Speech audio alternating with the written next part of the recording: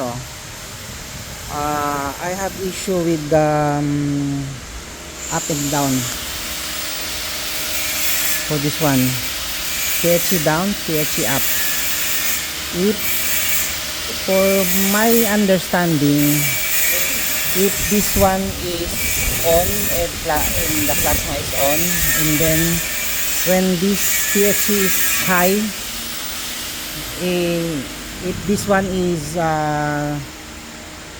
high, it's down, my Z axis will be going down, up. But the issue is the Z is not moving. Even the THC is up, high, no movement. Also the down, okay. The THC is on and the plasma is on. Okay, thank you.